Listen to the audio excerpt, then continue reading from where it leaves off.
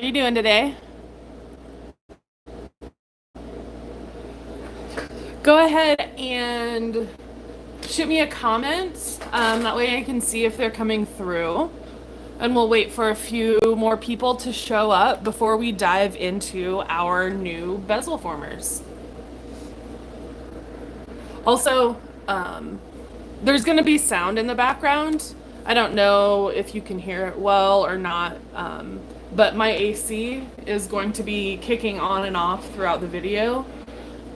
Which is just how it's gonna have to be because it is hot here in Tucson. So I will try and speak loudly and hopefully you can hear me. If you do have trouble hearing me, please let me know. Throughout the video, sometimes I'll be able to be looking at my phone for the comments, other times I might not be, just based on how I have to have my phone set up to demo. So I will try and answer questions in real time if I can, and if not, then I will come back to them later. We're gonna give it a little bit longer so people. Oh, hi, Linda. Let me see. From Iowa. I'm from the Midwest. I grew up in Missouri. Hi, Kathy. Hi, Jabez. Good morning. So it's just me today. It's just Annie. I am working from home today, and so I wanted to jump on and give you a quick little rundown of the new bezel formers that we've come out with. These, if you haven't tried them, they are kind of a game changer. They are brand new. No one's ever made something like this for the maker community, for the jeweler community. Most of the time, you can purchase pre-made die-struck bezels, but they're usually super thin walled, so they're usually like 26, maybe even thinner wall. I may have one somewhere, but I'm not gonna go digging. So Kevin designed these, and the turnaround from his idea to us making it an actual reality is pretty stinking short. He has ideas and then just makes them happen. So these are, they're kind of one of a kind. We're the only one that makes these. These came out of his head a month ago or so, and now they're available on our site. Right now, because we have to be able to produce these things, and we are a small business. We don't have just a gigantic factory making tools for us. So we have to be able to fit in all of the tools that we make in-house, which is everything. We have to be able to fit it into our production schedule. So right now, the 12 millimeter bezel tool and the 10 millimeter bezel tool, those are up on the site through the end of July. And then we will set those two sizes aside and begin working on, I believe, an 8 millimeter. I'm not sure exactly what sizes are coming up, but if they all work like this, I mean, it's beautiful. You'll see. So if you are interested at all in the 12 or the 10 millimeter, they're on our website through the end of July, and I don't know when they'll be brought back, if they'll be brought back, because we don't keep stock on hand, which allows us to keep the prices down, and it keeps allows us to keep orders flowing out of the shop in a timely manner. So we launched these initially. It was the 12 millimeter. They were up for a week. Then the 10 millimeter were up for a week, and then I don't know if it was 2 days ago or something, they snuck them back on the site, both of them, through the end of the month. So get them. Hopefully this video will help clear up any questions that you have. I'm going to kind of go start to finish. Just trying to answer any questions that I think you might have. Let me adjust my light a little bit. So this is, oops, if you can see. This is a pair of earrings I made. This with the 12 millimeter. I used an enameled disc in lieu of a stone. But one thing that's really great is it's struck from a solid disc. So each one starts as a disc of 20 gauge material, and it is formed into the bezel shape. So you don't have to worry about soldering it onto a back plate. You don't have to worry about any sort of solder joins. They are not like, when you stamp them, you do have to do some cleanup. They're not like pristine, perfect right out of the gate, but they're so easy to use.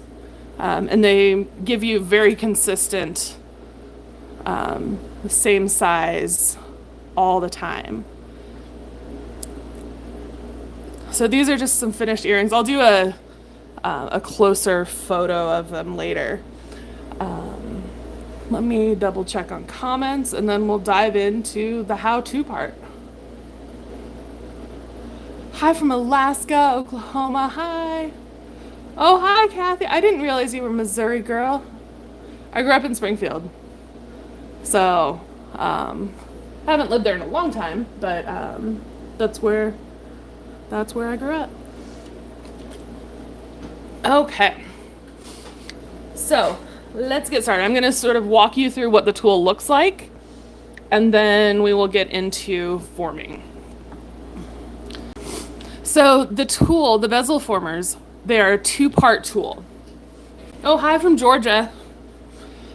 Hi, Ty. So it's a two-part tool. Each part, the top and the bottom, are marked with the name, the size of the tool, the 12 millimeter bezel. So that's up at the top. This is like the SKU or the part number. This measurement here is the size disc that you will need to use with this specific tool. So in this case, this is the 12 millimeter bezel tool, and it requires a 3/4 inch disc. Now you'll see, I have a disc cutter, but it's metric. I tend to do everything in metric. So it's not going to be exact, but I'll tell you what I use for this, since I don't have an exact 3/4 inch disc. And then also on the tool, it tells you what gauge to use with the tool. These tools are designed to work with 20 gauge material. So this is going to give you a really nice, substantial, thick bezel. And I know if you're used to working with the really fine, thin-walled bezel, this may seem a little daunting to have such a thick material to work with, but I'm going to show you a way that makes it really easy to use the thicker material, and you're going to have so much more flexibility and ability to clean up the bezel when you use a thicker material. So I will walk you through that. It is designed for 20 gauge stock.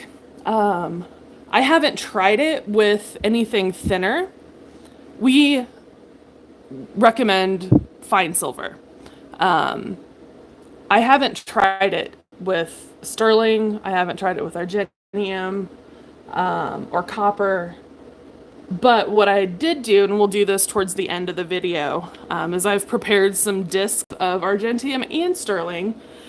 So we're going to try them together, and it might fail miserably. It might work perfectly. So we are going to give it a shot. But this tool designed to work with 20 gauge fine silver. Okay, so let's look at the parts here real quick. So this is the bottom piece that has the concave impression basically in it. And then the top piece is sort of this oblong like circle with a point on it. And what this does is this makes sure that your tool the two halves are perfectly aligned when you put the assembly together. If you have more than one, make sure that you are paying attention to the marks on both the top and the bottom pieces because they correspond with each other. And you don't want to use the 10 millimeter top piece with the 12 millimeter bottom piece or things like that. So always double check the engraved numbers for the 12 millimeter bezel, make sure they match. So in here, you'll see there are these stepped depressions, essentially.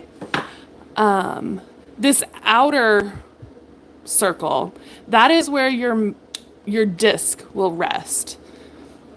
So if you have a 3/4 inch disc, which is what's recommended, it's going to fit tightly within that circle. Like I said, I have a metric disc cutter, so I think I'm using 18. I'll have to double check what measurement it is, but I'll show you later. So this top, try and show it to you without moving it too much. This larger ring is where the disc sits, and then the smaller circle that is what will help form the bezel when you align the top piece. This is essentially the pusher. This part right here is going to press this disc down into the bottom piece to create the bezel. The base also has a hole through it. I don't know if you can see. There we go. Yeah, so there's a hole straight through the center. That's to aid in removing the bezel from the die. I use, it kind of just depends on what I have on hand. You could use a wire. Sometimes you don't need to do this, but if you do, this hole is there. So if, let's say, your bezel, when you take it out, gets a little stuck, you can just turn the whole thing over, insert like a punch or a piece of wire or something, give it a tap, and that'll knock it loose. Does anyone have questions about the actual components that make up the tool? I think the main thing is to make sure that when you're using them, you're pairing the correct top and bottom pieces together. And it is a tight fit, sort of like our FSS dies, if you've used those before. The tolerances have to be, in order for the tool to work, the tolerances have to be pretty tight. So it is a tight fit. If you're struggling to get the two pieces together, make sure that it's not, you're not racking it, that it's not, the top isn't inserted at a weird angle or anything like that. Don't force it. If something does feel like it's stuck, just kind of like lightly tap it. Not with a hammer or anything, but just like on your work surface, and give it like little wiggles, and that can help loosen the parts, release a little bit more easily. I'm gonna look at chat real quick. No questions? Give me a thumbs up. Let me know if this is good. I want to make sure that I am sharing what you want to know with you about the tool. Okay, one thing I also do is I want to make sure that there's no like dust or metal shavings or anything in the tool, both in the base and along the top. So this is just a little brush for the flex shaft. Nothing special. It's just what happens to be on my bench. So yay. Okay. Let me see. What else do I need to talk about before we get over there?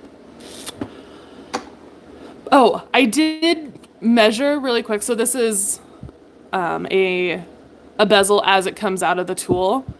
I did measure the depth, and it looks like the tallest bezel that you could make is around 3 to 3.5 millimeters tall. Oops. Which honestly is more than enough for the vast majority of stones. So I know that's something that someone had asked about as far as how tall the walls are. The depth inside, 3 to 3.5 millimeters. Okay, so I have, okay. Let me get my thoughts. I'm gonna move you to a different part of my studio. I have a few different stands set up for my phone. So let's head over and we'll cut some discs out. Sorry for making you dizzy. Okay. This is closer to my AC, so if it's too loud, please let me know. Okay. Let's see.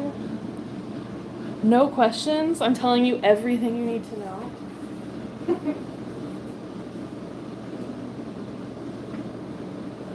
Okay. So as I mentioned, come back over here.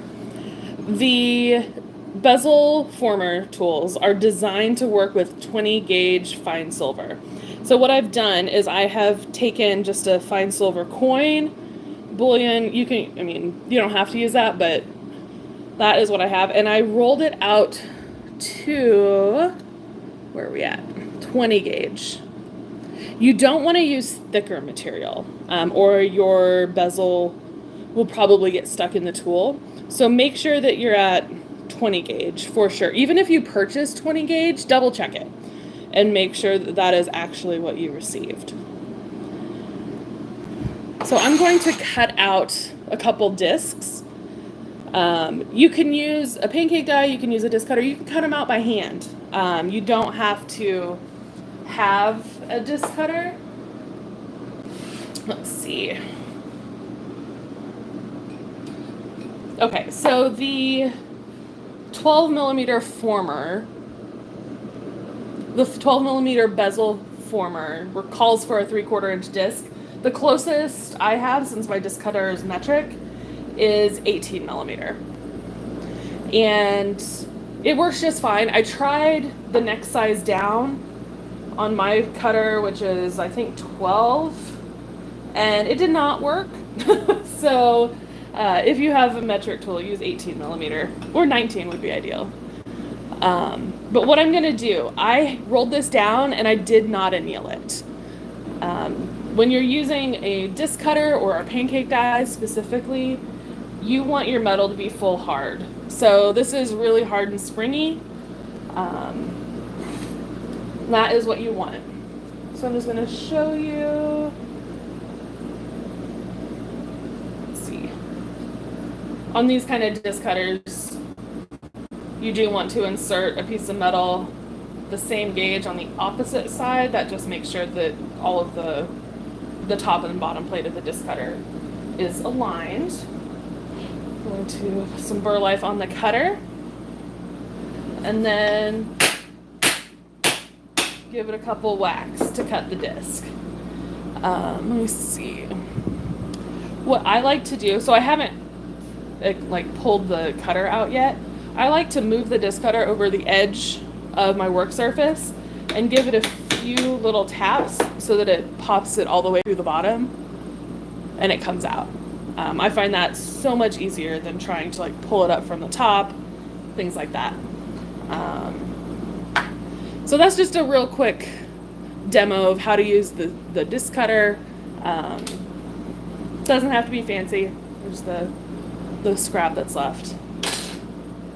Now, after you cut your disc from the full hard material, you want to anneal the discs. I think Lynette tried, when she first used these, she used unannealed metal and it worked fine.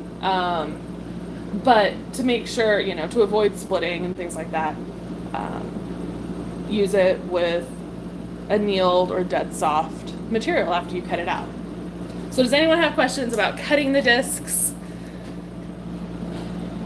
and making sure that it's annealed before you start forming it? Drop a comment, let me know you're here. I'm seeing thumbs up, I'm seeing high fives, thank you. Yeah, if you have questions, please, please, please drop them in the comments and I will try and answer them as we go. Oh, I know. Now that I've tried these, because these were launched without me knowing. I mean, we had heard about them, but Lynette and I hadn't had a chance to try them. And so now that I've got them in my hands, like I want every single size possible. And I'm going to keep pushing for that. You know, however many sizes we make sort of depends on how well the tool sells, because it takes a lot of our production time.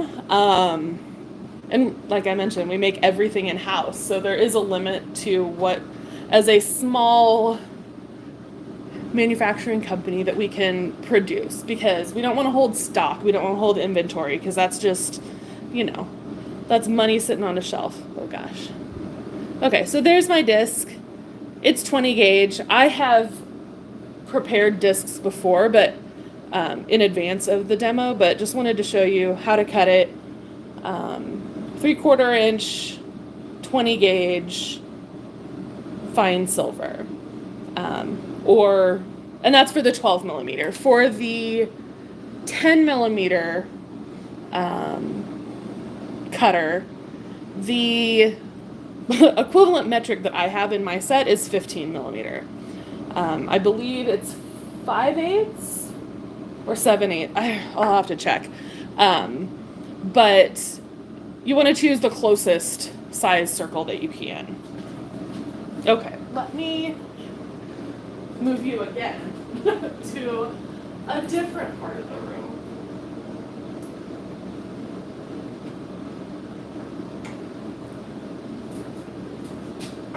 Okay.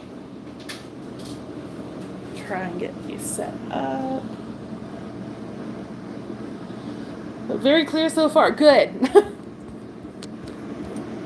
That is what we want. Okay. Try and not make you sick as I turn you around. Okay. I am going to be demonstrating using our electric, just because that is what I have set up. It will be so easy to use with the manual also. But I only have the electric ring con at home.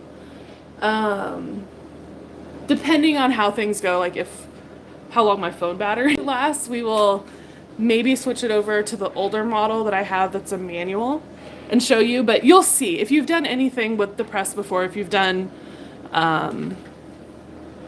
impression dies or pancake dies, you'll see it would probably take like 3 or 4 pumps to make it happen. It doesn't require a lot of force. Okay, so I'm using spacers, as always. I'm going to try and zoom you in. My phone typically does crazy things. Sorry. It's not very straight. I'm going to adjust it again. Sorry. Oh, see?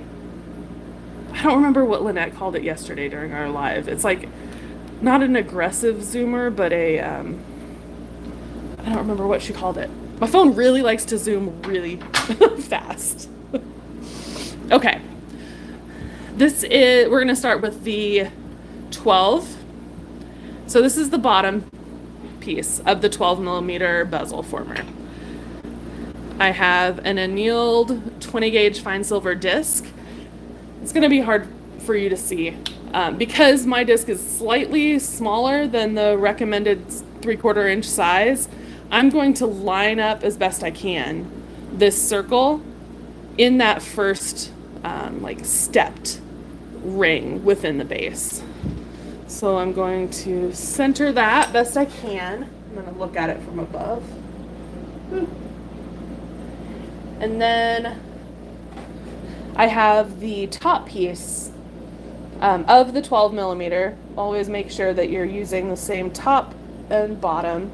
And then I'm going to line up this point here with the base.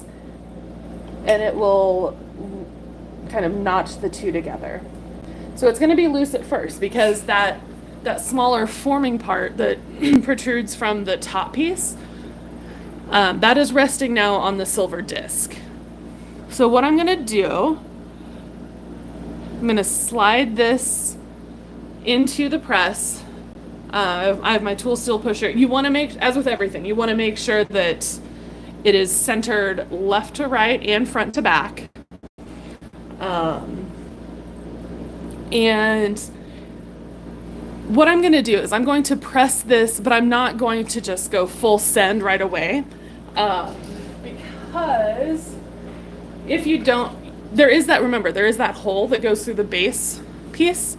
If you go like full force, let me see if I can get that to focus, that small hole in the center will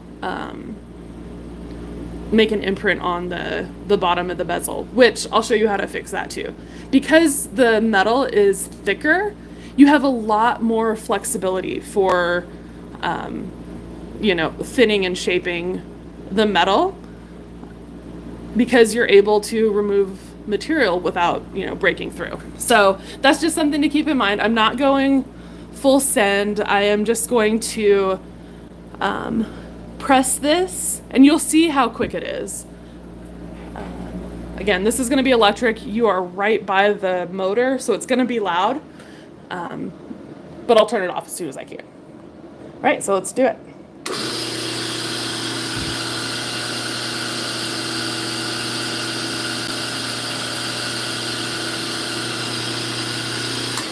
Okay. That was it. That's how easy it is. Okay. So that popped out. You can use some oil if you want, machine oil or something like that. So there is, let's try and move it a little bit closer. Oops. There is our formed bezel, and that just popped right out. Perfect. Oops. So you can see how the top of this bezel is uneven. That is because my disc is not the specific 3/4 inch that we recommend. That's because my disc cutter is metric. Completely fine. That's also one of the things that I'm going to show you, is how to adjust the height of the bezel. So that was easy. You want to do another one? I'll walk you through the steps again. It's pretty magical. Actually, what I'll do, because I prepared a few, I'm going to go full send and show you what happens when you do that, so you can see sort of what not to do. So again, if you have a 3/4 disc, it'll fit in there better than my metric 15 millimeter or 18 millimeter disc. So I'm just gonna try and center it. Then I'll take the top piece, line it up. I'm not forcing it. I'm just slowly rotating it until I can feel the top piece register in place on the base. Okay. And then center it again.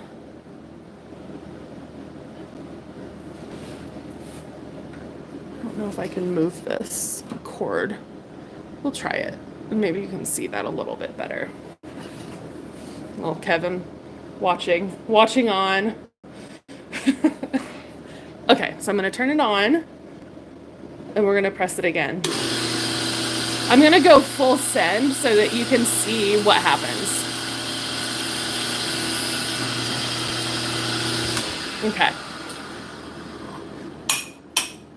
If you have a hard time getting these apart, like if it feels like it's stuck, pick it up by this top piece and just give it a little tap on your spacer or your work surface, and it'll jostle itself loose.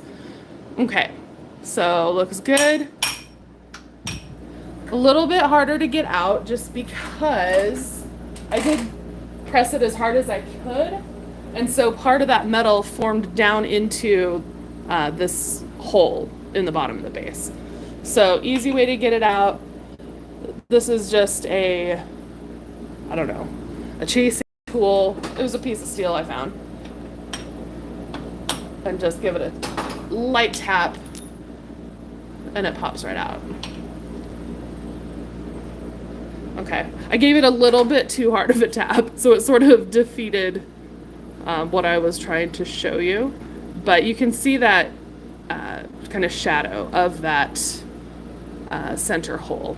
So that's what will happen if you press it too hard. Let me grab the smaller piece again that I showed you earlier. So that's a more representative result of what can happen if you press it too hard. Again, it's not the end of the world. It's all fixable. So that was the 12 millimeter. Does anyone have questions about that?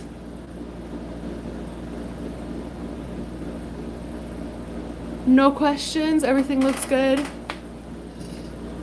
Give it a little bit. I'm going to take a drink of something real quick, and then we'll demo the 10 millimeter. It works exactly the same.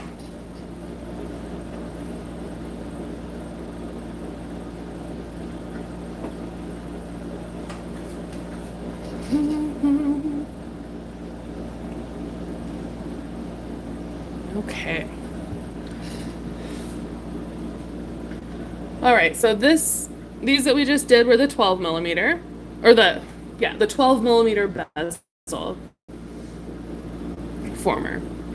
I'm going to, since I've prepared some, I'm going to go ahead and show you the 10 millimeter as well while we're at it, since these are the two sizes that we currently have up as of, what is today, July 18th, 2024. They'll be up through the end of July.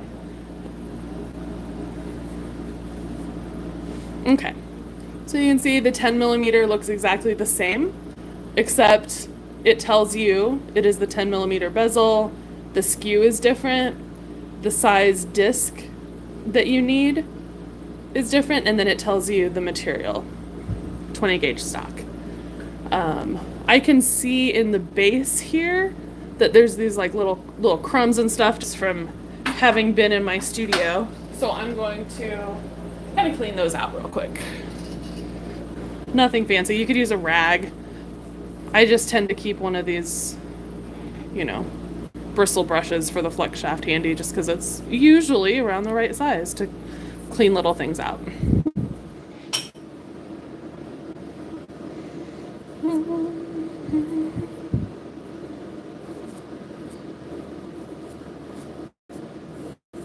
Okay.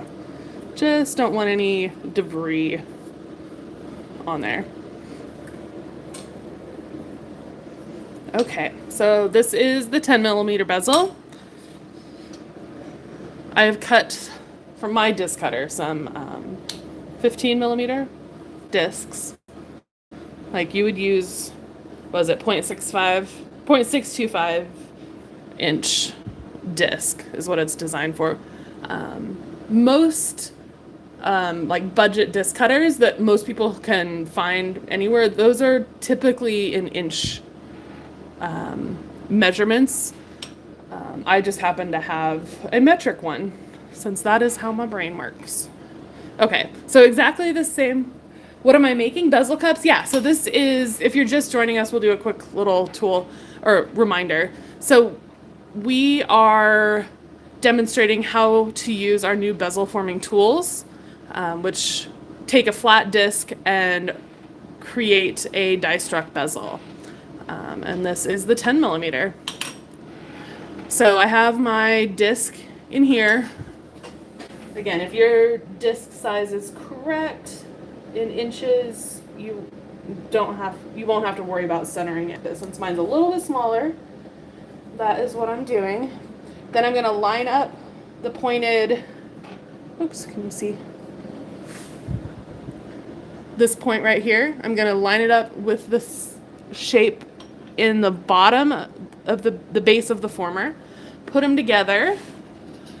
Make sure that they're together and not at an angle or anything. Then I'm going to center it in my press. And I'm going to press it, but I'm not going to press it as tight as I can. I want to bring the two pieces together, but I don't want to add like additional force to really like smash the metal in there. We are just wanting to bring those pieces together gently.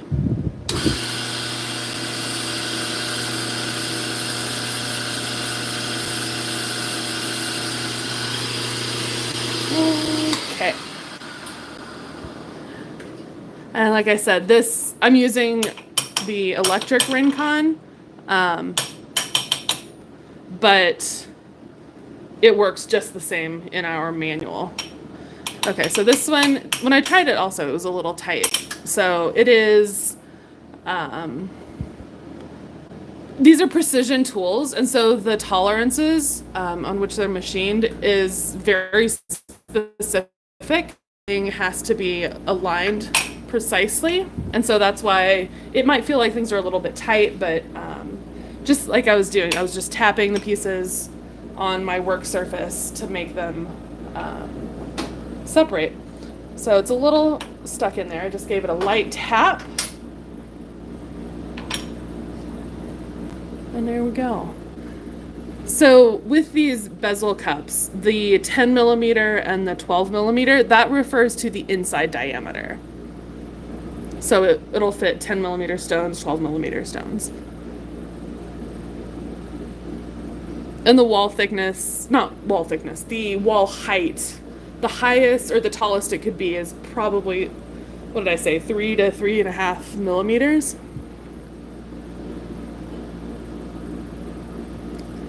And they do require cleanup, which I'm going to show you how to do next. Does anyone comment below, do you want me to show you pressing another 10 millimeter? Or do you want to get straight into modifying the height, cleaning up the bezels? Comment below. Where do you get the calibrated stones? Any jewelry supplier. You can get some on Etsy. Pretty much anywhere where you can buy calibrated cabochons, you'll be able to find them in 10 and 12 millimeter diameter. But I'll also show you what I did, because I did not have any 12 millimeter stones. So I did something different, which I'll show you. Okay, so there are, I don't think we will, Laura. Clean that puppy up. No, I think what they did is I say they, Kevin and the rest of the team that were working on these, they designed these to work with the most readily available disc cutter sets, and we're in the US, and it is the most affordable ones that they could find and that I looked up. Those were in inch measurements, so I strongly doubt that we'll make them for metric as well. I think it's just we can't make everything, and so since we're doing these kind of like one at a time, one size at a time, so that we can keep them flowing through our production process, I think we'll probably stick to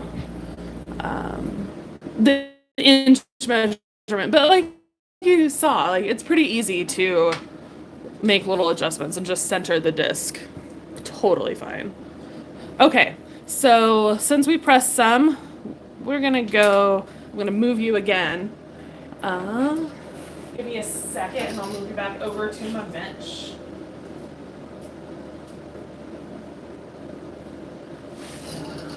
Get you set up. Okay. Sorry. Oh, yes. I'm getting a sneak peek. How many sizes are we making? We don't know. It depends on how well these sell. So we're a small operation. We don't have some big factory, so we're making like one size at a time. The 12 millimeter was offered for a week. The 10 millimeter was offered for a week. And then a couple days ago, they got snuck back on the website up through the end of July. So we don't know. All of this is going to be, whether we do more sizes and things like that is going to be based on how well these sell. Is it worth it for our production team to make them. They take a lot of time to make. And so we don't hold inventory. We don't buy them, and they're not just sitting on a shelf. So I would love to have every size and every shape in stock all the time, but I don't think that's going to be the case. Let me see. Any other shapes? Kevin has ideas in the works, but we started with the simple ones, the simple discs first. Let's see. How many sizes? I want all of them. Is full hard fine silver okay to use in FSS? Absolutely. Can definitely use that. Yes, Billy, absolutely. Go take a lapidary class somewhere. You can cut any size you want. I personally, I got into lapidary a little bit, but I like too many things. And so I need to limit myself. Okay, let me see if I can zoom, if I can show you this. So this is how the bezel comes out of the tool. And you can see there's this angled, the edge angles out, and it's pretty thick. So most of the time, whatever stone you're using, it is very rarely going to need this full height of the bezel wall. So, oops, try and get up here. When you are setting a cabochon, the wall of the bezel should only be like a hair taller than where the curve starts on the stone. So where the curve of the cabochon starts to curve over, that is basically the height where you want to cut your bezel. And I'll show you a way to kind of measure that and gauge that. But that's just to say, for most, calibrated stones, this wall height is going to be pretty tall. So we'll want to trim that down. But what I like to do first, you can see this ledge, I want to smooth this bezel wall out, and then we can adjust the height. So a couple ways you can do that. Let me adjust the camera real quick, see if you can see that a little bit better. Is it too washed out? I can try and adjust lighting a little bit. Is that better? Okay. So what I'm trying to do, this like high polished area that you see here, I want to even that out. And so what I'm going to do is I'm just going to take a hand file. Oops. And we're just going to clean up that edge. Just taking a couple strokes. If you had like a small, what am I talking about? Belt sander, things like that, you could use that. I tend to have like wrist problems, hand problems, so I like to insert this into a ring clamp. Get that settled. So this allows me to hold it without having to like pinch so hard. It just makes it a little bit easier for me. I'm gonna try and zoom in. Whew. Move that up a little bit. Sorry, y'all. Try and get this to where you can see more what I'm doing. Oh gosh, that was bad. Thanks for your patience, y'all. It does not like me. Okay. Just gonna turn that light off real quick. Okay, so you can see here, I'm trying to just make this edge flush with the wall of the bezel.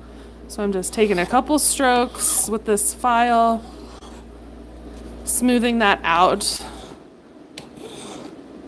And this is where the benefit of having this thicker gauge material comes in handy, because you're not going to be worried about filing through or polishing through the wall of the bezel.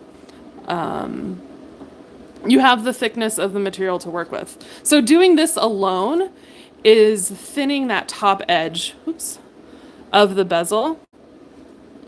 And then I'll show you how to do that even further. Okay. There we go. So it's just taking me a couple strokes. This is just a half round hand file. I'm not sure what cut it is. It's probably a number 2 cut. Okay. Almost. Okay. So you can see I've removed that like delineation point that was left on the bezel from the bezel tool. So we've cleaned that up. This is what the bezel looks like now. I'll try and show you the top view. So to compare the wall thickness. So the one on the right, that is the thickness. You can see the difference in the wall thickness here. So this is the 20 gauge as it comes out of the die. Now that you've cleaned this up, it's a little hard to see. It doesn't want to focus. But you can see how just forming or just removing that top edge has thinned that bezel, which will make it easier to push over the stone. Any questions so far? Because the next step is going to be adjusting the height to the size or the height of your stone. And I'll show you a couple of tricks for how to do that. Or at least one trick.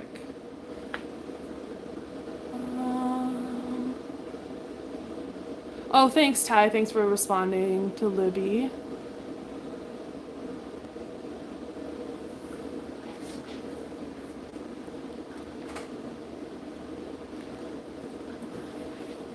What is the cost? I actually don't remember off the top of my head.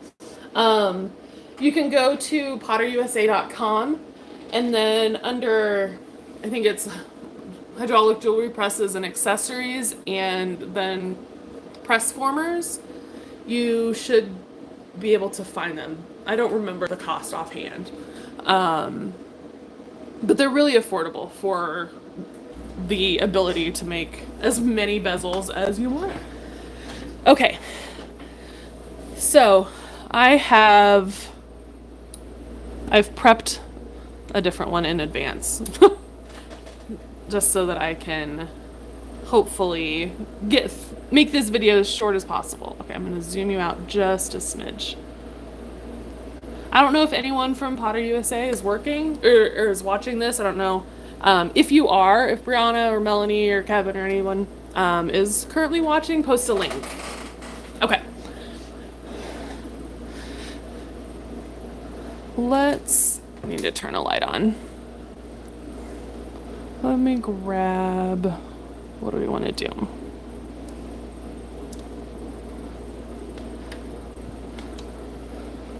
I lost that stone that I was just using. That sounds about par for the course.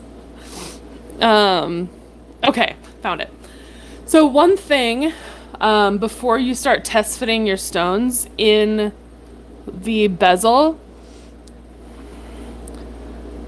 you may want to drill a hole in the base of the backplate. You could also trim it if you didn't want a full solid back on the piece that you're working on. You could pierce out a larger opening just to reduce the weight. But just as if you were setting with like a traditional bezel, your stone can get stuck. And so I like to drill a little hole. You could also let's see. Oops. Put a piece of dental floss over the bezel before you place your stone in there. You just want some way to be able to pop that stone out. Oops.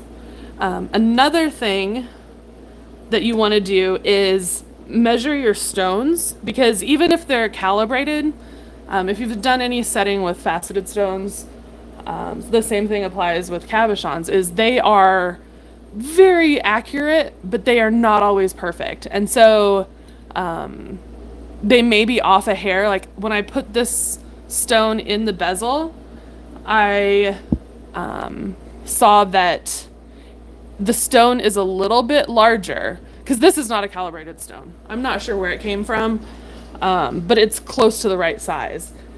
So what I'm gonna do first, I've measured stuff. I know that this needs to be just a hair larger. So what I like to do, I like to use these cartridge rolls of abrasive paper. And then what I'm gonna do is I'm going to just, make sure that it's flush against the bottom of the bezel. And then I'm gonna just slightly grind down that wall thickness on the inside edge. And that is to just ever so slightly enlarge that just so that I can make sure that it will fit this slightly imperfect stone. And I think I might have done just what I told you not to do, is get your stone stuck. Entirely possible. Let's see. I may have to switch gears, but this is a learning experience. Drill a hole first. Okay, whew, got it out. So let's go ahead and do that. I'm gonna just drill a hole just to be safe. So you can take your time and place this hole where you want it, but I'm just going to drill a quick hole so that I can pop out the stone when it inevitably gets stuck for me while I'm talking. Okay. Okay. Now I feel safe putting my stone in. So I'm gonna check it. I can tell I need to enlarge it just a hair. And so I'm going to, I'm just test fitting, making sure the bezel fits the stone before I do any more adjusting to the height of the bezel.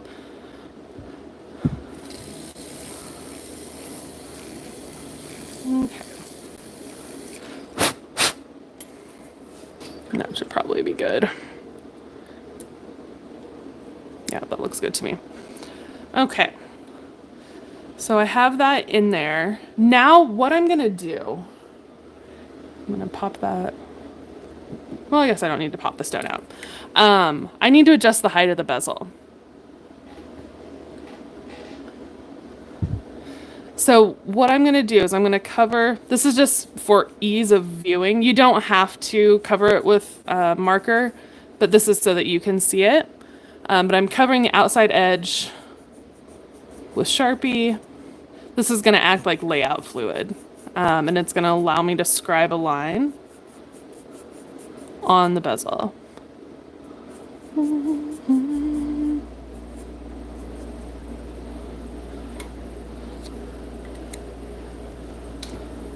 Okay. What I'm gonna do, it's gonna be hard for me to show you this on camera, but I am going to look where this stone begins to curve, and I'm going to mark approximately on the outside of the bezel where I want to lower the height of the bezel. You can see that little mark I made right there. That is my best guess. You want to err on the side of it being too tall because you can always lower the height of the bezel. But that's going to be my best guess. So what I'm going to do now, oops. And you could get very precise with this. You could, measure everything perfectly. I tend to be the kind of person who just like eyeballs things. Sorry. Sheesh. Let's see. Okay, so I have my bezel with the mark, which is approximately the height of where I want to trim it. And this is where I use transfer punches. Because you saw the top edge of my bezel was a little wobbly, I can't go off of the top edge as a reference for the height, but I can go off of this point on the transfer punch. If I keep it flush on a flat surface, I'm going to be able to create a consistent mark all the way around this bezel. So I will try and show you. Ooh. So I'm holding this transfer punch flush on the surface, and then I'm placing the bezel up against that point, and I am keeping the bezel flat and then rotating it against that tip, and I'm scribing a little line. So this, again, this is just a really quick way to get a level surface on that bezel. I think I saw some comments come through. Oh, let's see. Oh, hi, Anne. Hi, Jennifer. What is a transfer punch? They are used in woodworking to align holes for dowels, but we sell them as winders for making jump rings. They're a really affordable set. You can get them in metric or imperial measurements, but they come in a bunch of sizes. I don't know how many are in a set, probably like 15 or 20 different sizes. They're great for making jump rings for winding wire around to make a mandrel. So this is just another use that I've found for using them. Okay, so now you can see that parallel lines. Yeah, Jerry, practice. I haven't used copper yet. I don't see why it would not work. Make sure it's annealed. And yeah, give it a shot. I don't see why it wouldn't work. Okay, so now you can see this marked line. This is my guesstimate. You can even see here, it's a little bit higher than where my marked line was. So we'll see. We'll have to do some adjusting. But you can see here, let me see if I can zoom in. See how close that mark is to the top of the bezel there? Whereas over here, it's a little bit further away. That is just showing you like how the top of the bezel is not perfectly flush and flat. So just a really quick way to get a flat surface. Okay, so what we need to do now is remove this metal, this excess metal, and sand or file that top edge down to that scribed line. You can do this a number of ways. You can use your file. I am going to, just because this is fast for me, I have this really coarse snap-on sanding disc. I do not know what grit it is, but very coarse. It's probably like 80. It's, yeah, it's pretty aggressive. But I'm going to try and sand the surface, that top edge, down to that mark for the demo as quickly as possible. You can take your time. You can use files. Do wear a respirator or a mask when you use these, because the abrasives, fly off and you don't want to breathe those in. So I'm keeping the disc moving and I'm sanding down to that line.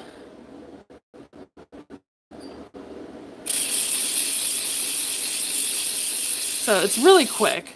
Do keep in mind that metal gets hot, hot, hot. You can keep a like a dish of water nearby if you need to cool it. And just work kind of slow. Like my fingers are burning. That's okay. So I'm sanding down to that edge.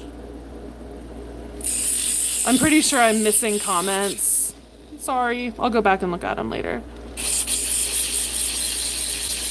So I'm just doing that around the whole thing. Whew. Yep.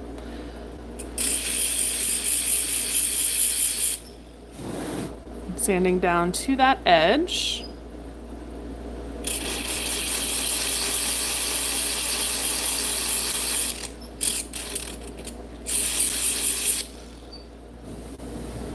And I'm blowing on it. I don't know if you can hear me, but I'm blowing on it to cool it off because fine silver is like the most conductive metal. So it gets hot fast. So you just want to work your way around.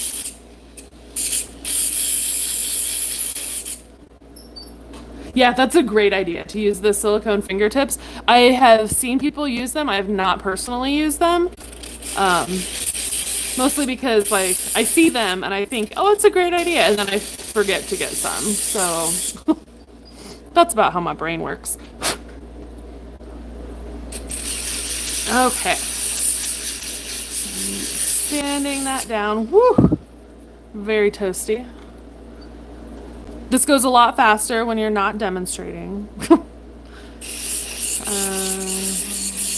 I'm just gonna work my way around. Make sure that we're getting to that line. And then we're gonna check the stone again. We probably are gonna have to lower this a little bit just based on what I saw before. Oh, alligator tape? Yeah, I completely forgot about that stuff.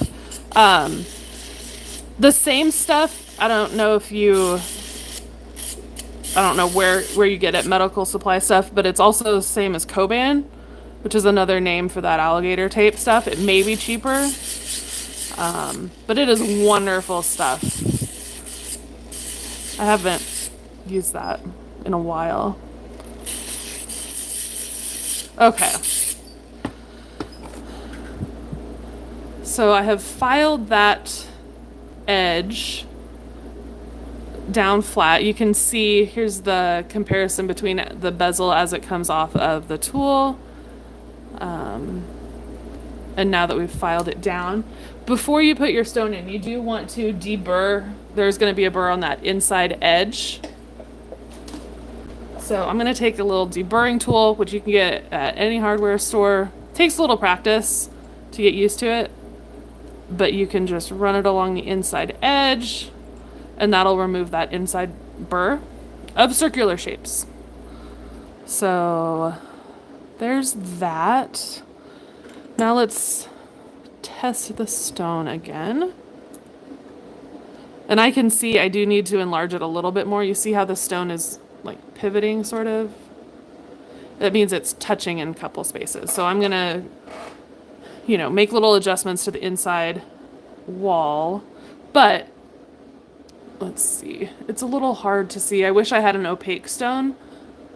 But you can see how that bezel wall and this might even still be a little tall, but you don't want the bezel wall to be too tall for a couple of reasons. One, it's going to make it harder to form the metal completely over and set the stone, but also it's going to hide that stone too.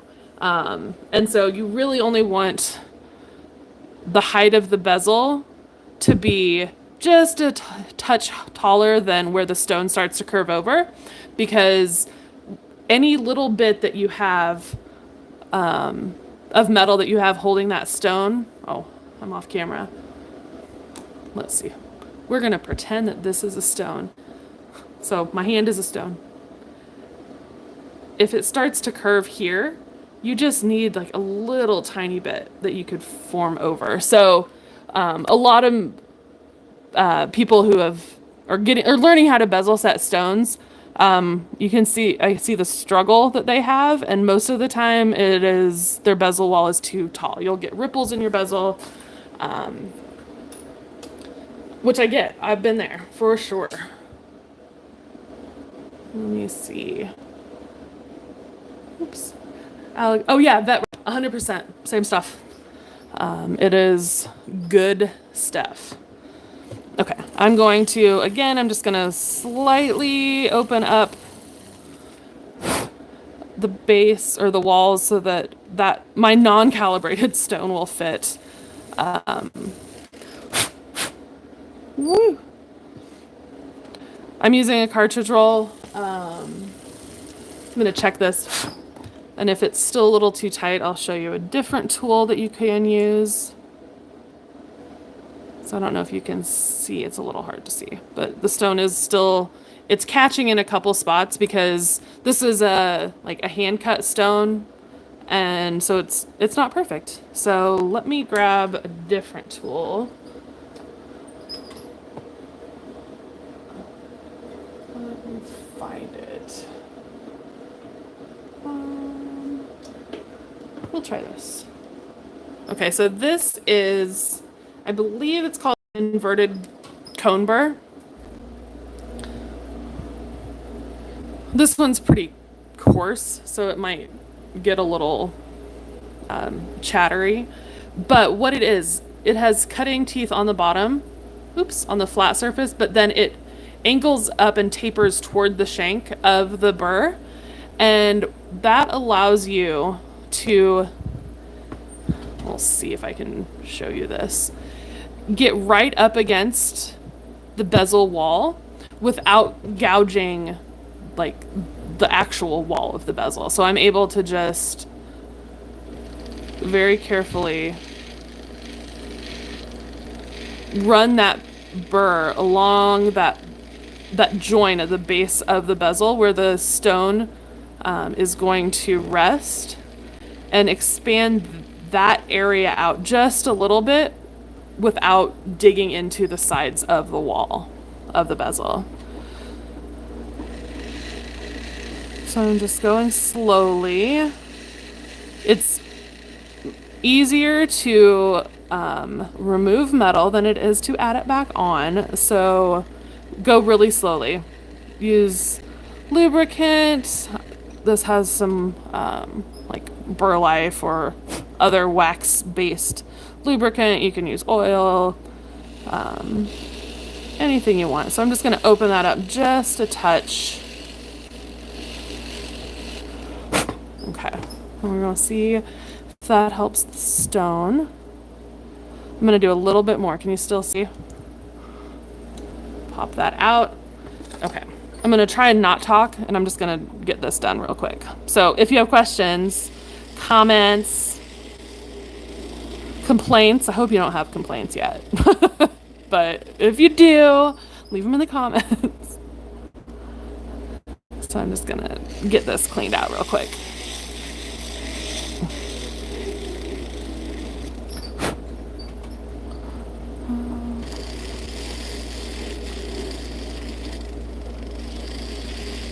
Slower is always better.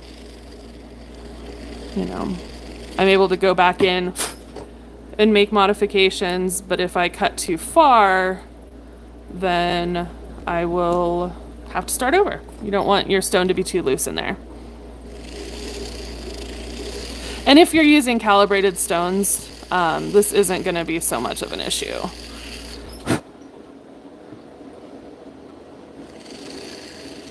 So maybe while I finish doing this, I know somebody asked, where do you get stones? Does anyone have suggestions or recommendations for places to get calibrated stones, or just stones in general? Comment and let people know if you have a preferred supplier.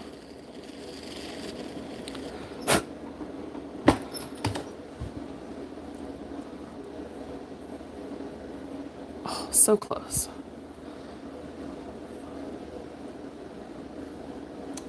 Okay, I'm gonna do it one more round of this, and then we're gonna call it good. This is also, you know, working with this thicker bezel wall, you're able to do this and you don't have to worry about cutting through your bezel wall. So you can make adjustments to the specific stone without fear of, you know, ruining the bezel.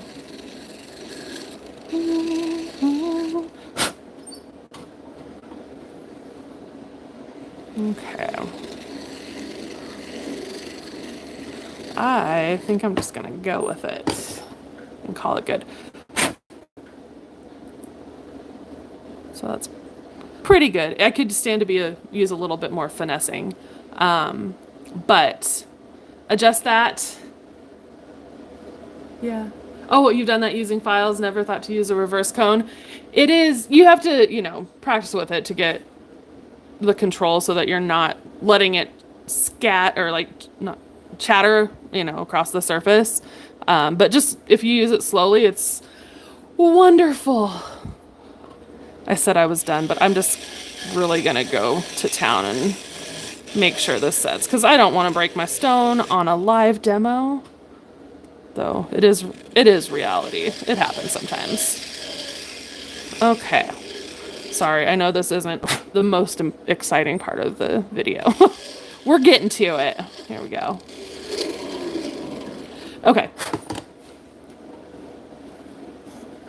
Here we go. We're calling that good. And if I break it, that's what happens. Okay, so I have carved that seed, I've made sure that it fits.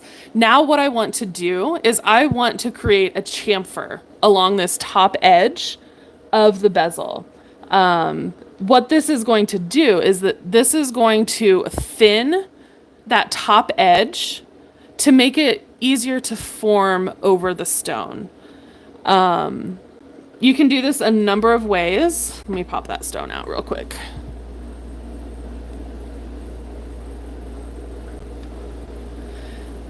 You can use that file that we were using earlier. I like to file my chamfer from let's see if I can point to it. About the midway point, from about here up to the top edge to get a nice smooth taper. Let me grab one of the finished earrings from before. Filing that chamfer on that outside edge thins the top so that it behaves more like you're using that thinner gauge bezel, but you have that substantial weight of the thicker bezel. So this is the part where, if you've not used a thicker bezel, it can be a little, intimidating or scary. It's like, how can I push this over? I don't have a hammer handpiece. This is how I like to, you can use a file, and it can be helpful to scribe a mark. Oh, sorry, I didn't realize you couldn't see. Depending on how precise you want to be, but you can scribe a mark, you can see right here, as far as where you want the bevel or the chamfered edge to end. To keep it very consistent throughout the whole thing. But what I like to do is I will start with a file, kind of work my way around. And so, sorry, the light is not really working with me. Over here, you can see where I've filed versus over on the left, it's the full thickness. So you can see that I've filed that down, I've thinned out that material. I'm going to work my way around the entire bezel doing that same thing. I'm going to get it to that level, or to that thickness, approximately. Let me adjust the camera so you can see a little bit more. Okay. So this is the first time that anyone's made a tool like this for the general public. So industry have been using die shoes and die trim tools and striking tools for ages. But Potter USA, Kevin Potter, came up with this, and the first person to make something like this available to just anyone. It's pretty amazing. And once you make a few of these and you're not describing your process as you do it, it goes pretty quickly once you get a system down, once you're familiar with the process. And plus, that inside diameter is set. You don't have to measure, the size of your bezel wall. You don't have to do multiple soldering operations, stuff like that. So it's huge time saver. Okay, so I'm just filing that edge down. I'm going to take a look at the top, see if there's any areas that seem still a little thicker than others. This is just a rough shaping. And after I do this rough shaping, I'm going to go in with abrasive wheels, probably the sanding discs again. And I'm going to refine this top edge. Get everything nice, remove all these file marks. And, okay, so I'm gonna call this good for using the file. I know it's a little hard to see, but that top edge has been thinned so much from, oops, how it comes off the tool. So you can already see, like, this is going to be much easier to press over than a thicker wall or a thicker top edge. Okay, I'm going to go in back with this cartridge roll of abrasive paper. You can get these from pretty much any jewelry supplier. I think I got these from Amazon in a set. But they're pretty great. They're just a tightly rolled cartridge of a specific grit of abrasive paper, and then when you wear out one layer, you peel it off, and you have fresh new abrasives. So my next goal is I'm going to remove all of these file marks. Can everyone see? I can never really tell on my end if you can see well enough, if it's focused or clear.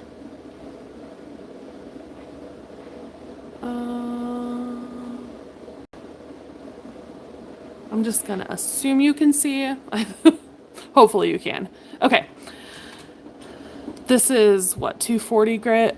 I'm going to, just like when you're finishing any piece of jewelry, you want to start with the coarser cuts of whether it's a file or whether it's abrasive paper, and then work your way through finer grits, removing the marks from the coarser tool. Yes, you can see. Okay, good. I hope I'm not boring you too much. I know this is why pre-recorded videos can be good sometimes, because it eliminates all of the extra time. You know, if you're getting into jewelry making, it's not fast, you know, it is a time-intensive process, and add in talking about it, and it gets a little dull in some spots. Okay. Yeah, after whoever it was that mentioned the alligator tape, I might go get some after this, because that's so smart and I completely forgot about it, to protect fingers. So I'm just sanding, I'm removing all of those coarse marks left by the, sorry, I think I lost signal, so hopefully you're back. Oops. You can see. Okay, now a bunch of comments came through. Appreciate your live videos. Yay, thank you. Because it's our thing too. Yeah, okay, good. I'm a maker, not an entertainer, and so I'm like, I hope you enjoy it, because I'm not a storyteller like Kevin is. He can talk about pretty much anything and has an amazing story to tell.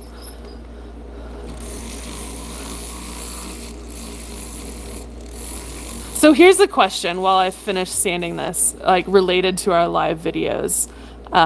We do random live videos throughout the weeks, but Lynette and I have been doing live videos here on our YouTube channel every Wednesday. Would you all be interested in less structured live videos, kind of like what we're doing now? Like, would you want to just come hang out with us? Want me to put my camera up on my bench and just work on whatever I'm working without a specific step-by-step process where it's just, you know, you hang out, I talk maybe, or I just work. Is that something that y'all would be interested in? Just hanging out? Whoops. Little tips here and there, but mostly just hanging out. We're trying to find different ways to, you know, create engagement and get people interested in what we're doing. Kevin does lives mostly in our Facebook group, the Potter People Facebook group. And his are definitely off the cuff because that is who he is. But if you would be interested in lives here where we're just chit-chatting, showing you what I'm doing some, let me know. Because that's something I can maybe start doing maybe on Thursdays. Okay, what I'm doing now is I'm just going through with different sanding sticks. I'm not going to go any further than this. But I wanted to show you, you know, you finish this edge however you want, to whatever degree you want. Hit it with a 3M.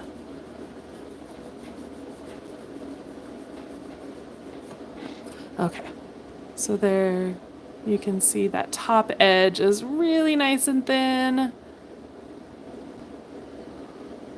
Really good. So compare that to the thickness. You still have all of that substantial weight of the bezel, but by thinning that top edge, it's going to make it, and it's going to make it easier to press over the stone. Let me see if there's something else that I can do real quick.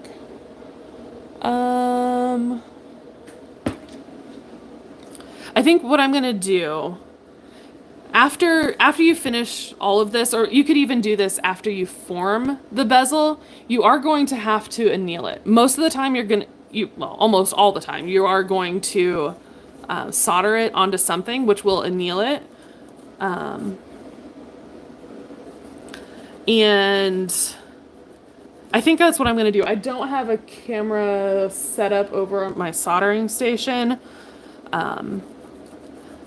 So I may just go do that real quick, and then come back.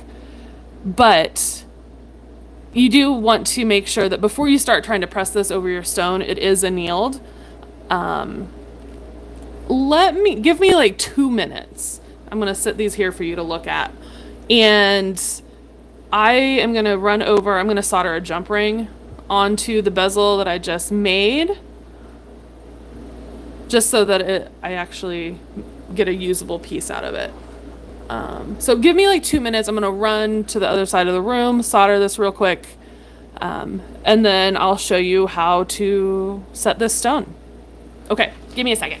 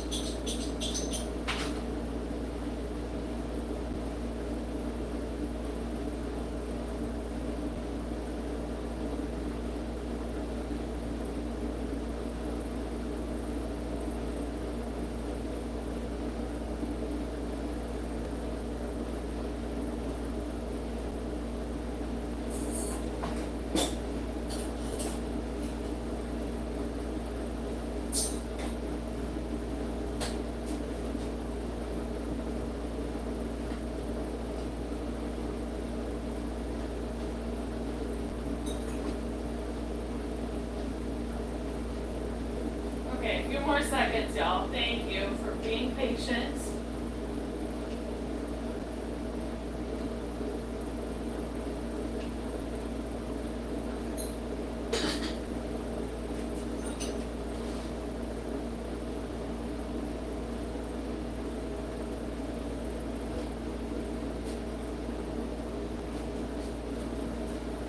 Okay, I'm back. Thanks, Phil. Okay. So I just soldered, just really quick, a little jump ring onto the back here. And I was about to brass brush it, shine it up a little bit, and then I'll realize I can show you a little tip or trick to see if your bezel, if the stone is, if you're having trouble getting the stone in and you want to know where the high spots are. After you anneal fine silver, you have this kind of matte white surface. And so you can put your stone in, pop it out, if you can find the wire you were using to pop it out,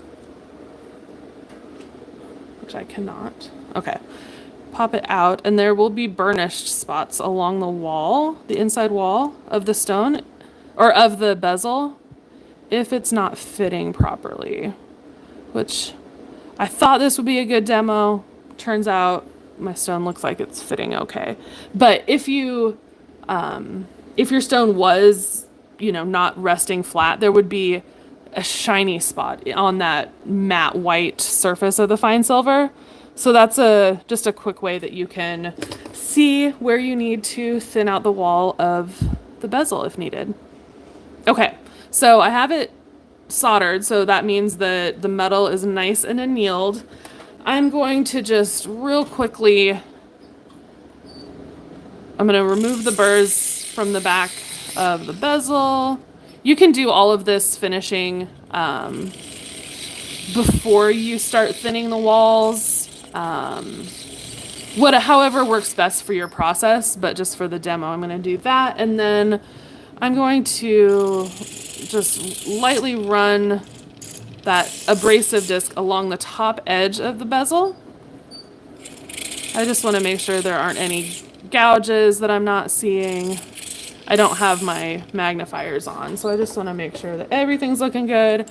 I'm going to go back in with the deburr tool, and I'm just going to make sure that that top edge, I know that that inside edge is now clear of any burrs.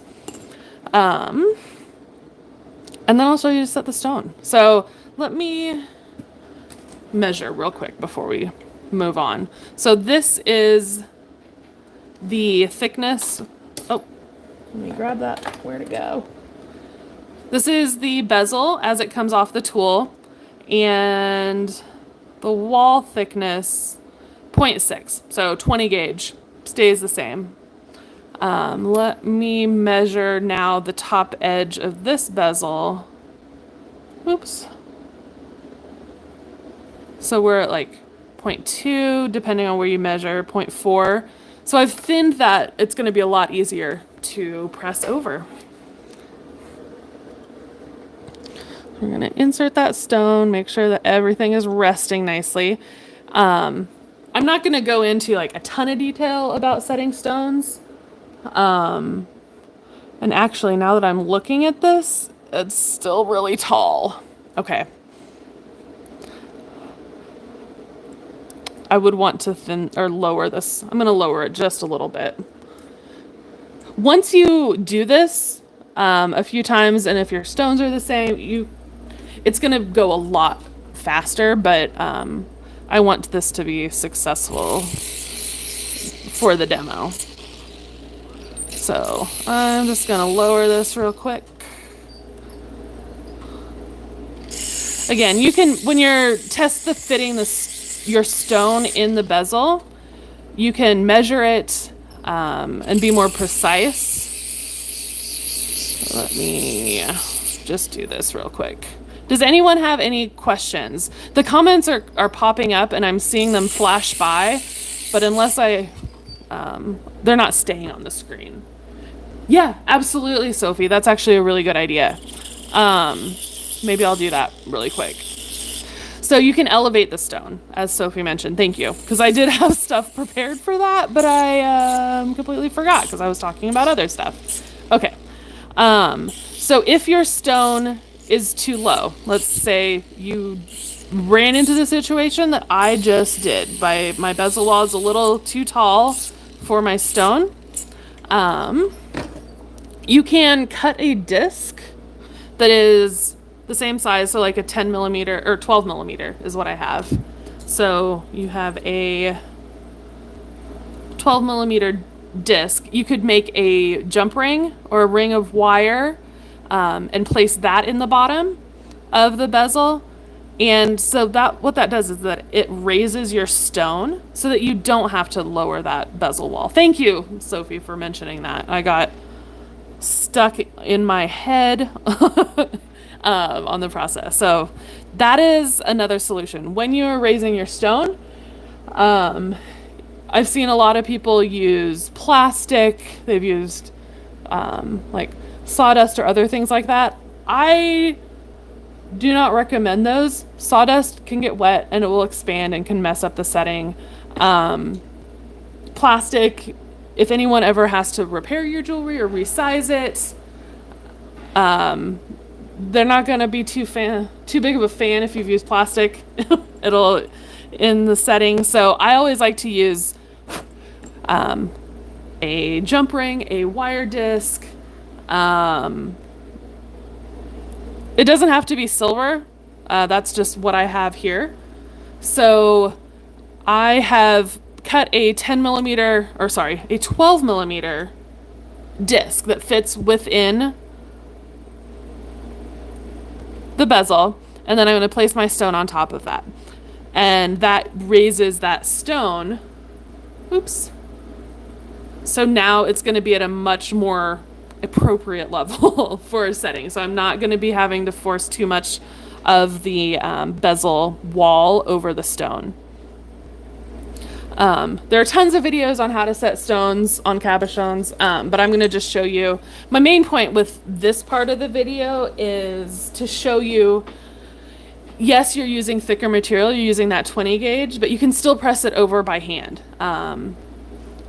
So this is just this is my preference. It's an acrylic pusher. It's just a piece of acrylic. And you can set however you set stones. You know, I sometimes set it in like jet set or thermal lock or something like that to secure it. For the video, I'm just going to be using my hands to hold it in place. But what I did is I pressed that wall over at one point, and then I'm going to hold everything in place again, and I'm going to press it over from the opposite side. So when you're setting stones, you want to work on opposite edges, and it's going to keep everything centered. So I've pressed here, now I'm going to start from the sides and just work my way around. Again, this isn't going to be a thorough, in-depth demo on how to set cabochons. We do have videos for that. You can find a bunch online. But the main thing that I wanted to show you is that even though we're starting with 20 gauge metal, by thinning that top edge, easy. You can easily thin it to the point where it's easy to press over by hand, and you don't have to put a lot of pressure on it. You don't need any special tools. You just need to refine that top edge of the bezel, thin it, and it's going to make it so much easier to press that larger bezel thickness. I'm just going to real quick work my way around the stone. I know you can't probably see it too well. Sorry. Oops. Take your time doing this. I am not taking my time because I want to get this done so I can show you other stuff. But does anyone have questions? Now, like, you're seeing how quick and easy, I'm pressing what started as 20 gauge wire or 20 gauge metal, just over by hand. Take your time, make it nice. I'm just rocking it around. I will try, he might have to remind me, but I'll try and post some links to the other stone setting videos. You can also take a look at Lucy Walker, I think is it Jewelry Academy or Metalsmithing Academy? That's some of the best She does some of the best stone setting demos I've seen.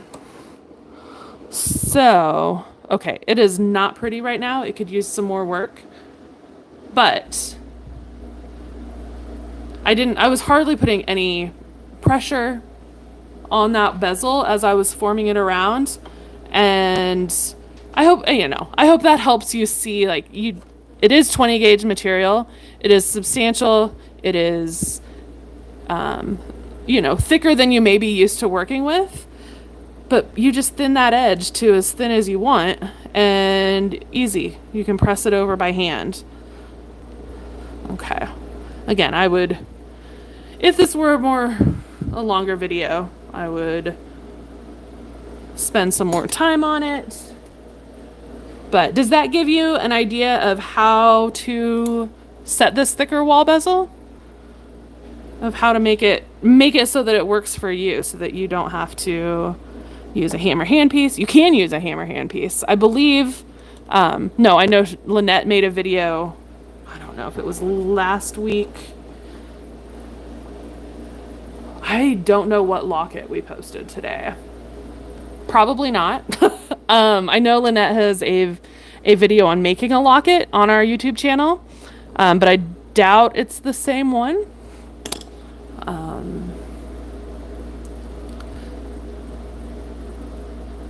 Okay, so we'll pretend that that's perfectly set and that I've taken the time to do it. I like to go in with a pumice wheel and clean up any marks. So that's another, another perk of this thicker material is that you can see those little, scuff marks and dings. Go in with a pumice wheel and you can smooth it all out. And you don't have to worry about sanding through that thinner bezel wall, like if you buy pre-made bezels. So you can clean it up, finish it however you want.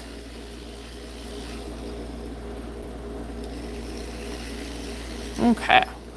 So that's actually, for me, it's one of the main reasons why I like using thicker wall material, because you can clean it up. And if say your pusher slipped and you made a big gouge in the bezel wall, because you're using this thicker material, you're able to remove things like that.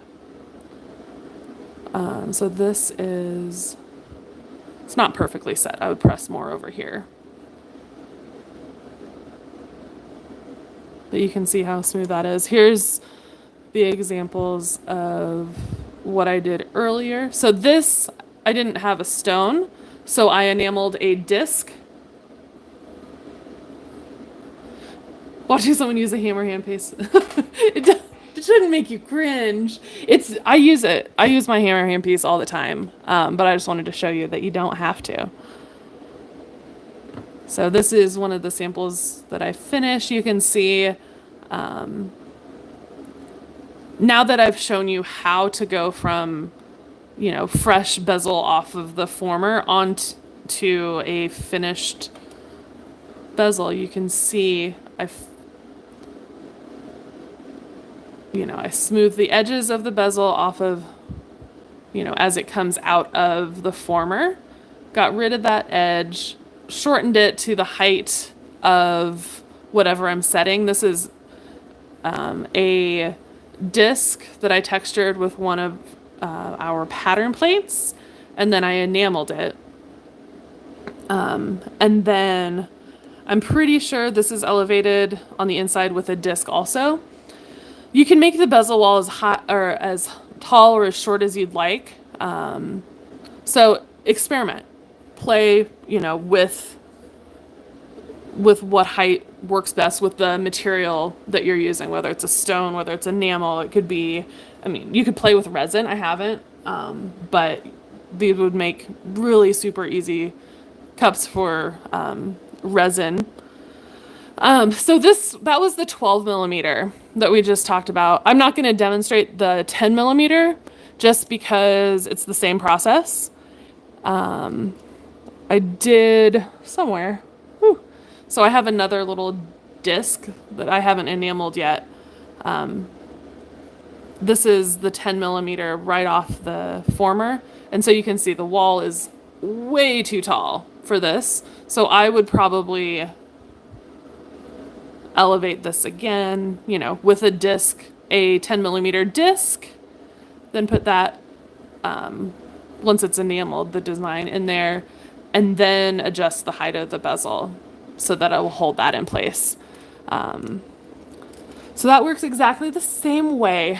Does anyone have any questions before I take a quick little sidestep? I'm gonna get something to drink, and then what I want to do, if y'all are into it, this might be a massive failure, but I want to try a thinner gauge in Argentium and an even thinner gauge in sterling.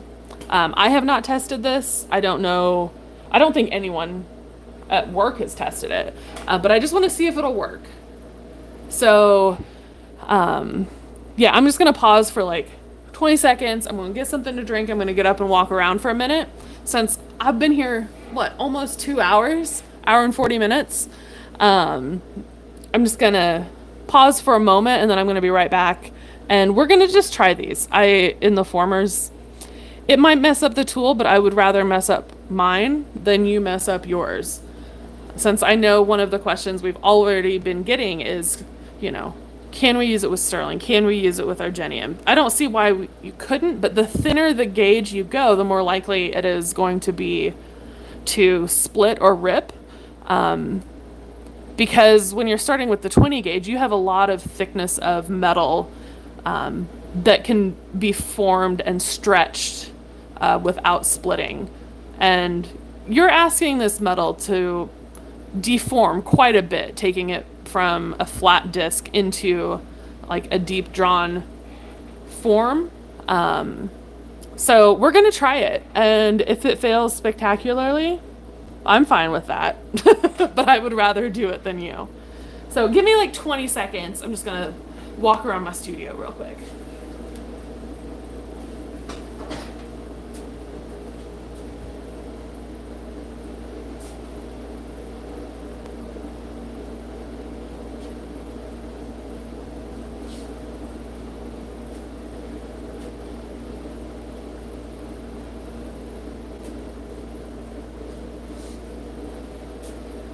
While I'm standing up, does anyone have questions? I'm going to go back through all of your comments and see if I missed anything.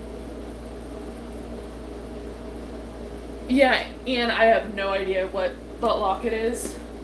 I'm sure it's pretty. Oh yeah, at the bench, they're wonderful. Co-band wrap.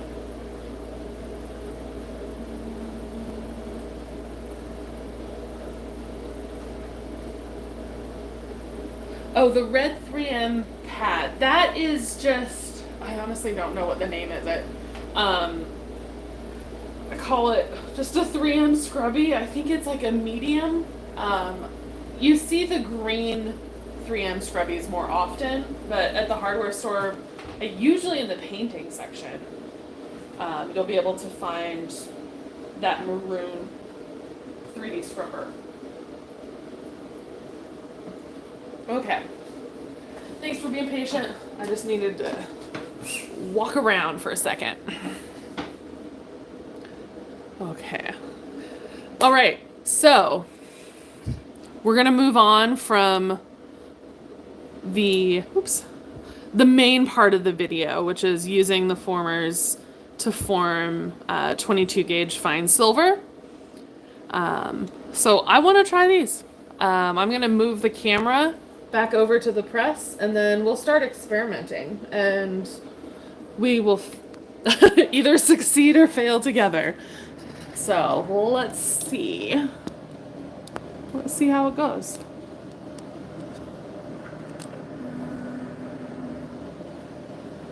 Okay, here we go. I'm going to, so I've pre-annealed these. And I've done one in each. Oops. Gosh. There we go.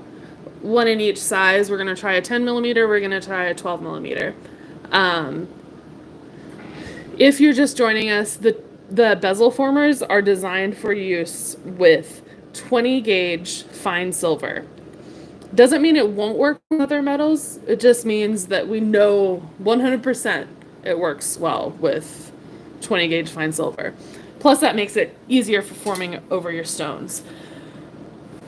Let's start with the 12. Okay, we're going to start with the 12. Again, in case you missed the beginning of the video, this is the 12 millimeter bezel former. And we have a base and we have a top. And they have corresponding markings so that you know that you're using the 12 millimeter top piece with the 12 millimeter bottom piece. The design or the shape allows the two pieces to be aligned with each other, fit together. So make sure that you're using the correct top and bottom pieces. All right, we're gonna try 22 gauge argentium. I'm going to, oops, see if I can show you. I'm gonna place that disc into that top step of the stepped circles in here. I'm gonna place that metal in there, center it, and then I'm going to align, oops, the top of the 12 millimeter bezel pusher. I'm gonna align it, and then we're gonna try it. We're gonna try and do one single push. I guess I can say one of the things that I'm thinking may prevent it from working is sterling alloys of metal they work harder and faster than the pure metal. So like 24 karat gold would be amazing.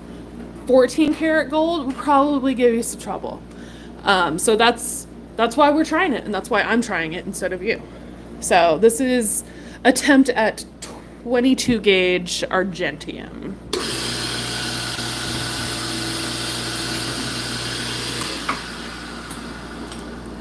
Okay, let's see. Worked. Woo. The wall is more flared out just because the tools have been specifically designed to accommodate 20 gauge. So what you would probably do, and we'll see. I might play around with it a little bit more, is you may, need to anneal this, and then if you want the walls to be a little bit more straight, because you don't have that extra thickness to remove, you may need to just like slightly press the wall more vertical using some sort of pusher, some tool. Okay, that 22 gauge argentium worked. We'll do the 10 millimeter in that 22 gauge also, just to see. Okay, so same sort of thing. This is the 10 millimeter bezel former, the corresponding top piece. Oh, why that? Oh, okay, so this is wrong. This was our first one that ran off and we forgot to change that. This is actually the 10 millimeter bezel. See? This is why we test things before we ship them out, in case we forget to change the file. Okay, so here's the 10 millimeter.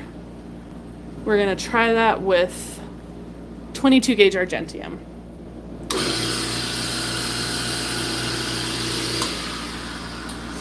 So fast and easy. And it gets a little stuck, so I'm just tapping it until it pops out. I'm going to use the hole in the back of the base to just gently tap to get that bezel out. Oops. Oh gosh. And it worked. I got it very off center, which is another thing that you may have to experiment and play around with, because the thickness of the metal is less than what the tool is designed for. It is going to give it a little bit more room or some play as it's pulled down into the base, as it's pushed down into the base. You may have more of a chance of getting it off center, but again, this is the first time I've ever tried it. Be careful using thicker material, Ian. That's I'm glad it worked, but you will have definitely more chance of it getting stuck because that metal is having to be actually squished thinner. So that's just something to keep in mind. Okay, so that worked well. Let's try 24 gauge sterling.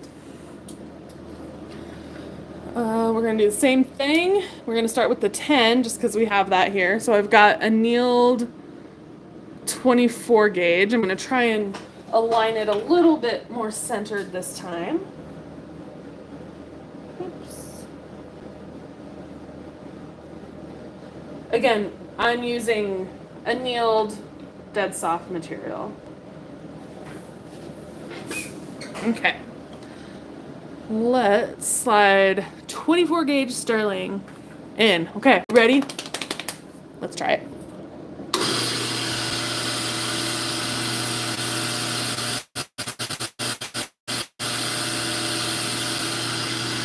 A little bit more. Okay, let's see. Okay. That looks like it worked too. Give a little tap. It does like to pull in a little bit more unevenly. I will say that. Oops, sort of like I mentioned before. Gosh, I'm trying to show you. So I had centered it pretty well in the former. It is not wanting to show very well. Let me try something. Okay. See if that works. So I had centered it pretty well, but you can definitely see it pulled a little off center, quite a bit off center when I pressed it. And so that would have to do with the fact that the metal is so much thinner than the tolerances of the tool was designed for. But that worked. Now this is hard, fully, but that worked. So let's try the last trial of the day. We will try the 12 millimeter with the 24 gauge. Like I said, I haven't tested this. This is the first time I'm doing this. I'm pretty sure this is the first time. I don't think it was tested with these metals either before it was launched. So we're learning together. Do keep in mind it is designed for 20 gauge. 20 gauge fine silver. So things beyond that, it's sort of do at your own risk. But that's why I'm trying it with mine instead of yours. Okay, so I got my 24 gauge sterling in there. I'm going to center it. And we're going to press it and see.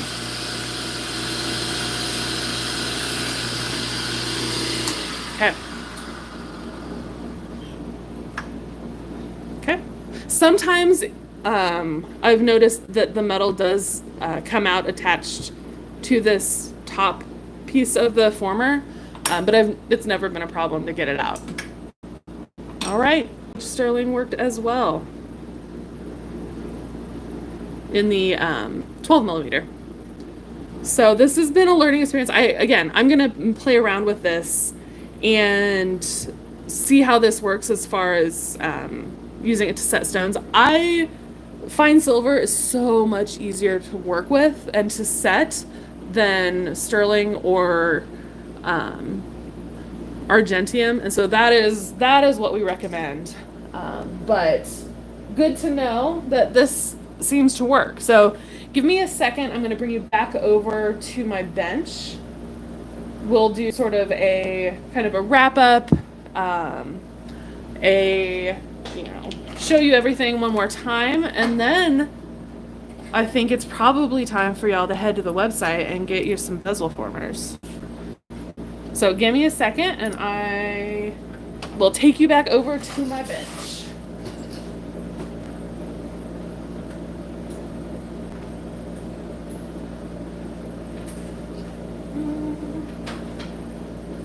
I'll also go back through the comments as they came in because I saw some, but I wasn't able to respond to them, I don't think.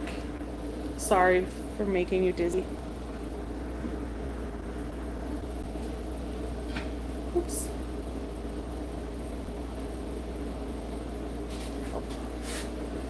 Oh, sorry. I know. It gets a little wobbly. Okay. Let me move these back. And we're just gonna run through the process kind of really quick. And then I'm gonna show you one other thing that I haven't tried yet, but I'm about to. And so it'll hopefully spark some ideas. Okay, so just to recap, we have a 12 millimeter round bezel former. We have a 10 millimeter round bezel former. These are currently both up on the site and are available through the end of July 2024.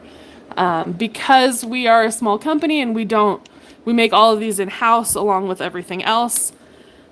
We can't offer everything all at the same time forever. So we are launching them basically one size at a time. So if you want these sizes, get them now at potterusa.com because I don't know when or if they'll be available again. We're working on a bunch of different sizes. I assume Kevin and Mitch are working on a bunch of different sizes. So we're starting with these.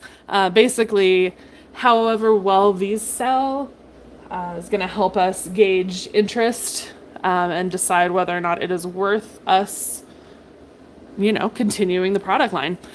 But when you get yours, the bezel former is a 2-part set. You have a top piece that has this former that's protruding from it, and then you have the base.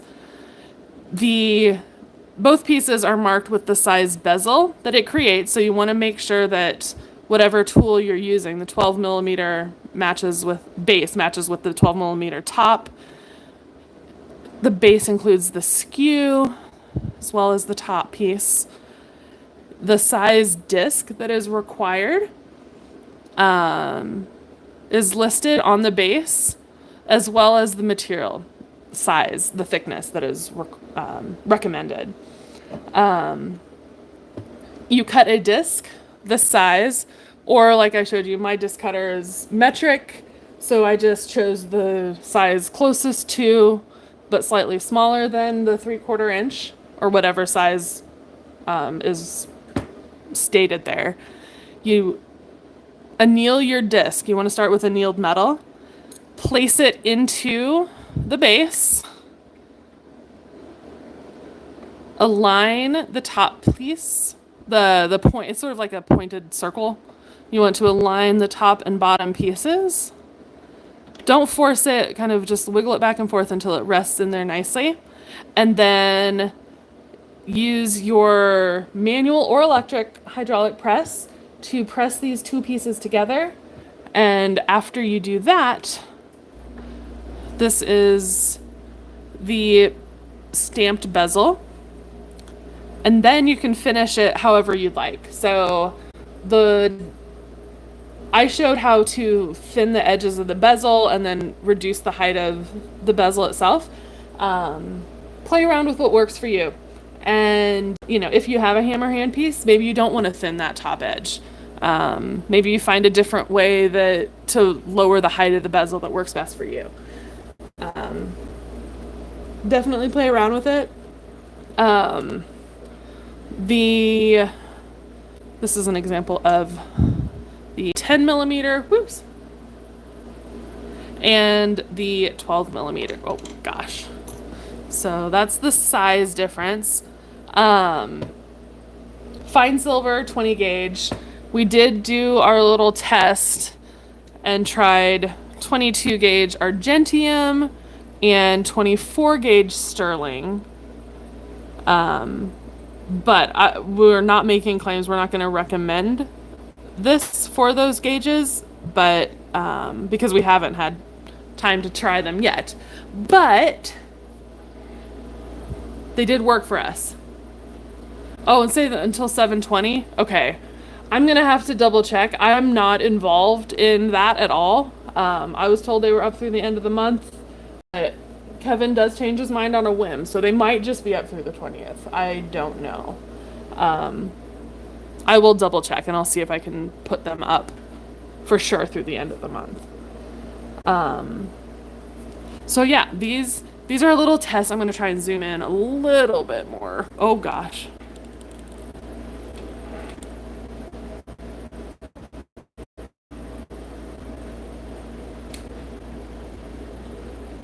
Okay, you can see that a little bit better. 20 gauge, fine silver. Do I think it would work in a vise? Maybe. As long as the jaws are really parallel, everything's centered. It should. My vise here is not big enough for me to go test, but I will try and remember to add that to my to-do list of things to try at work once I get back and have access to our gigantic vices at work. But it should. It doesn't require hardly any force, but a hammer wouldn't work. I don't believe. I might try that too, just to be sure. But here is a finished piece made with the 12 millimeter bezel. That's what that looks like. Does anyone have any last minute questions before I show you one little thing that I'm really excited about to try?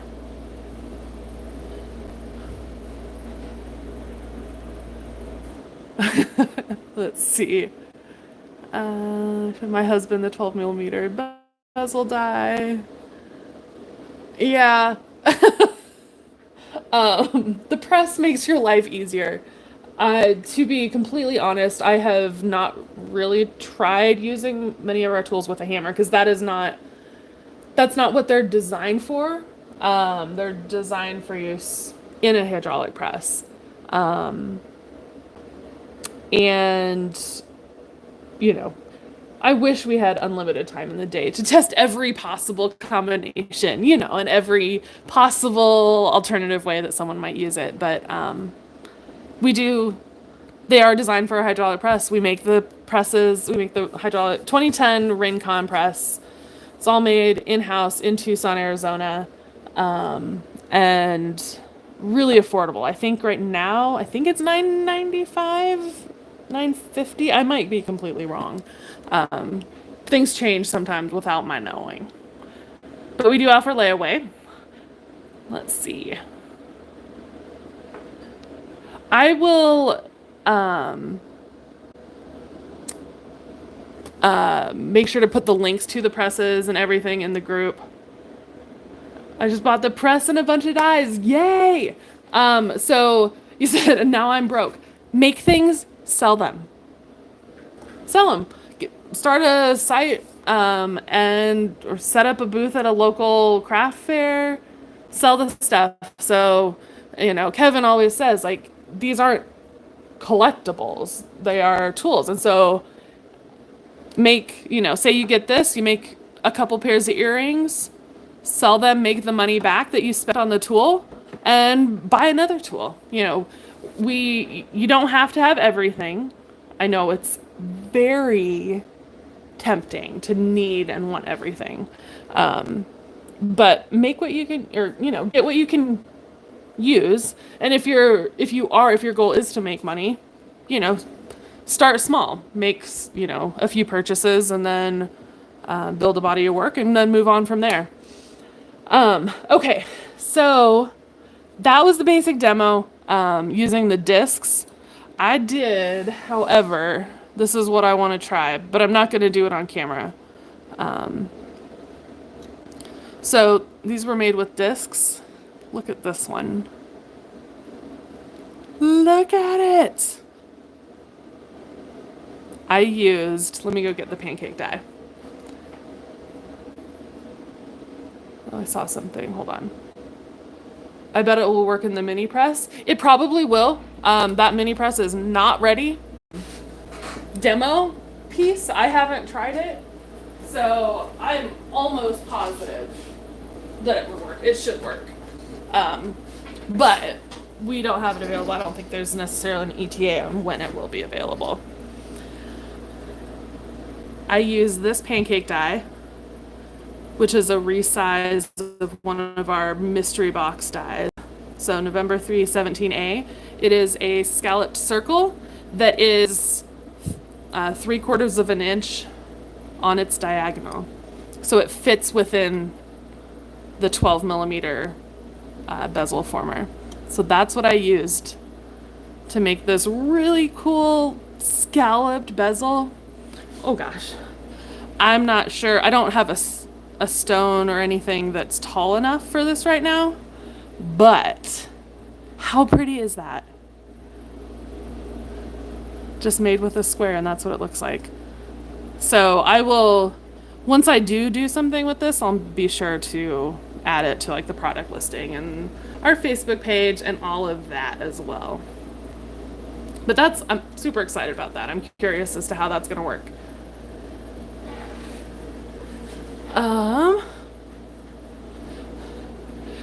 Yeah, I think that is all I have for now. Thank you for hanging out with me. I know it was a long video, but there was a lot to cover. If you have questions, you can always shoot us an email at sales@potterusa.com. You can call us in the shop. We're during business hours. If you call outside of business hours, you can leave a message. We will get back to you. There should be, I don't know if we have instructions for this written yet or not. Usually I'm the one to do that, and I have not been told to do that. So I'm going to look into that. But it's very straightforward. You can go back and watch the video. The video will be saved to watch anytime you want. Take a look, play with them. It's fun. Experiment, and if you have questions, don't hesitate to reach out. We are here to help. So thanks, everyone. Have a good rest of your day, and I will talk to you soon. Bye, everyone.